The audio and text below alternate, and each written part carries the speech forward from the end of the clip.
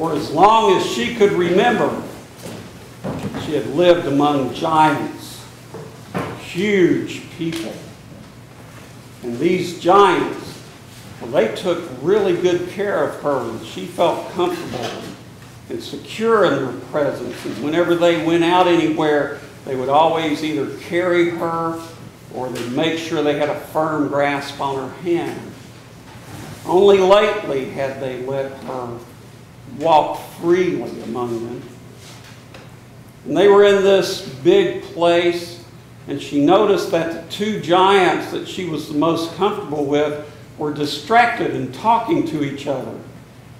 She looked around and saw something pretty, and she walked away to look at it. And while she was standing there looking at it, all of a sudden she realized her two giants weren't there. They were gone. And in a moment, she was struck with terror, paralyzed with fear. There were other giants there, and some would smile and some would scowl and they would walk on by. But she was all alone. She felt abandoned. Until she heard, "Julie, there you are." And there was her giants. They ran up, picked her up and said, "Don't you wander off again. Don't you know how scared we were?" That was an eschatological moment for Julie. An eschatological moment is when God breaks into the world to do something unique, to help us and to save us. And for little Julie, her parents are her God. And I can't help but believe that the mythology of eschatology finds its birth in this kind of experience that all of us more probably shared but may not remember. The terror of being alone, the paralysis of fear from not knowing what's going to come next and who's going to take care of me. And so we have lessons like this in the gospel and lessons like this in the epistle and in the Hebrew scriptures that assures us, don't worry, God's going to come back on that day, that judgment day, wrap things up, and will hold you in comfort and peace forever. It's a nice way to end the story. But on Thursday, in our lectionary lunch group, I polled the group. How many of you really believe that Jesus is going to come back in the clouds and say, "It's over, come on," and all the dead people are going to float up, and then we're going to float up to meet Jesus in the sky? How many of you believe this story of eschatology? And how many takers do you think we had? And I told them, "Yeah, none." And I said, "Well, what if I polled the congregation?" And they came to the consensus that even if I polled you, the congregation, that those of you who believe that this story was going to happen like that would probably only do that. But most of you know. And there's a good reason for that. We're older now. When I say we're older now, I mean humanity's older now. We're not like Julie. We're probably more heading towards adolescent, a little rebellious. And we've had the mythology of eschatology replaced with the mythology of Gene Roddenberry. You know who Gene Roddenberry was? He was the creator of Star Trek.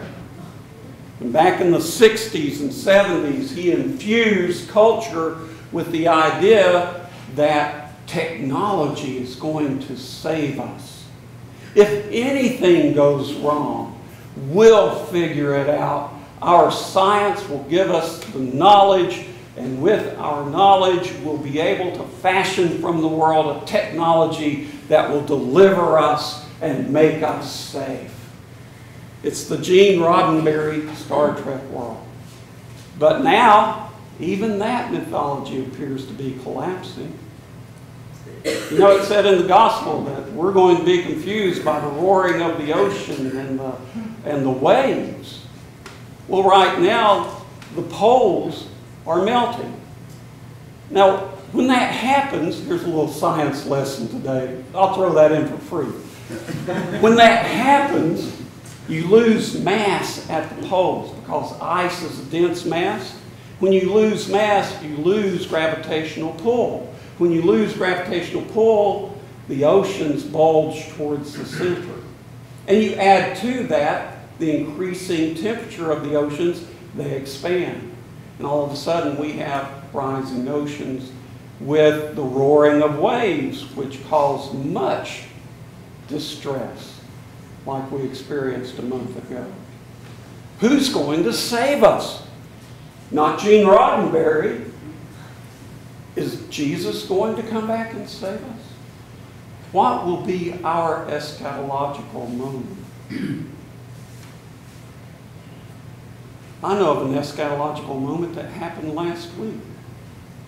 You're probably aware of it too. You remember the story of the homeless man sitting on the street in bare feet on that cold, cold night? Imagine how he must have felt. How alone and abandoned, and how no one cared for him. And here comes a police officer. No doubt he was probably afraid of him too. The police officer sees him, turns around and goes into a sporting goods store, makes a sacrifice of his own money and his own time, buys some really good thermal socks and some boots. And here's the part that really touched me. He goes back and he doesn't say, here. He kneels down. He puts the socks on the man. He puts the boots on the man. And in that embrace, because that was an embrace, the eschatological moment happened. God broke into that man's world and delivered him from a night of suffering in the cold. Gene Roddenberry is not going to save the world. And I'm not so sure Jesus is going to come back on a cloud and wrap everything up and make it a happy ending. But the myth of eschatology, and I use myth to mean the deepest longing we have for truth. The myth of eschatology is truth. And it depends upon you and upon me. You are the myth of eschatology. I am the myth of eschatology. And the gospel says, be awake. Be ready for that day when God calls you, and God calls me to the moment of acting. Just like God called that New York patrolman to act.